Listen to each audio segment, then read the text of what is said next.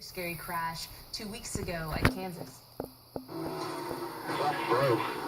Whoa, big crash. At least 3 cars involved. Oh, man, Aric Almira.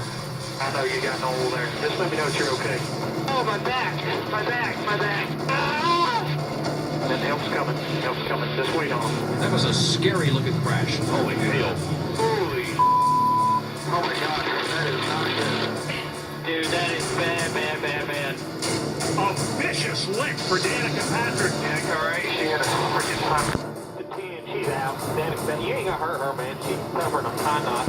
The red flag has come out at lap 200. It's a wreck like they used to have in the good old days. Tough girl. Give her credit. It's her big hit. Gets up, walks away to time. 43 didn't even have a chance to stop it. Second 43 is hurt. They all cut the top off that car. Yeah, they're just being careful with him.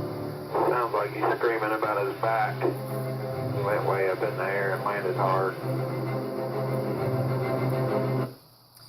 Almira did sustain a compression fracture to his T5 vertebra in that crash. He was released from hospital the following day. He returned home, and during All-Star Weekend, Richard Petty Motorsports announcing that he will be out 8 to 12 weeks in order to get a full recovery. Regan Smith filling in for Almira at Charlotte, finishing 4th in the Open. But last Wednesday, Almira did make an unexpected appearance at Martin Truex Jr.'s catwalk for a college charity event in North Carolina.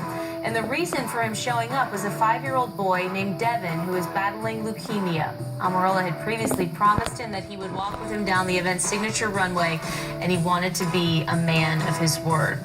You know, his crash at Kansas left the entire NASCAR community holding its collective breath until word arrived that he would be okay. Almira took the time to update us on his condition last week. I entered turn 1, and I committed to the top. The cars in front of me went to the bottom, and so I committed to the top to try and drive around them. And about the time I committed to the top lane getting into turn 1, I saw 2 cars. I wasn't sure what cars, but I saw 2 cars shoot to the outside wall. Well, my car had been loose into the corner all night, so I immediately tried to turn the car left, and I got on the brakes, and my car got really loose when I did that. And I slid a little bit, and then I got into oil or water or something, and my car took off sliding faster and faster, and I felt like I was picking up speed instead of slowing down like I was trying to do, and I couldn't avoid the wreck. I was just along for the ride in like a drift. And so I braced for impact. I saw it coming. I knew I was gonna hit Joey's car, and I braced for impact.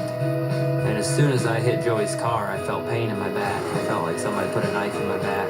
And I saw, out my windshield, I saw the asphalt of the racetrack. And so I immediately knew that I was, up in the air. And I honestly thought I was getting ready to flip, like frontward. And then the car came slamming back down. And when the car came slamming back down on the racetrack, it felt like that knife in my back was just twisted. And I got a really bad burning sensation in my back at the same time. And I thought that I was on fire.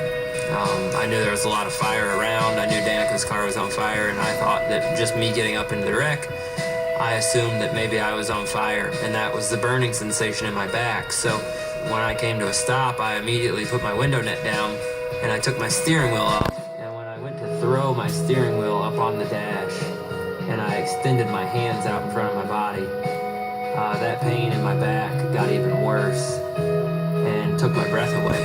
And I knew that something was really wrong. And I looked around while I tried to catch my breath, and I realized that I wasn't on fire, and that burning sensation in my back was just severe pain. And so I waited for the safety officials to get there and help get me out. I knew I had a tremendous amount of pain in my back, and I was adamant that we were going to be careful and get me out, and so were the safety workers. When I described my pain and where it was at, they were fully ready to go into protocol for extracting me out of the car throughout the top of the car. There's something about a first-hand account in all this that really just leaves you with chills.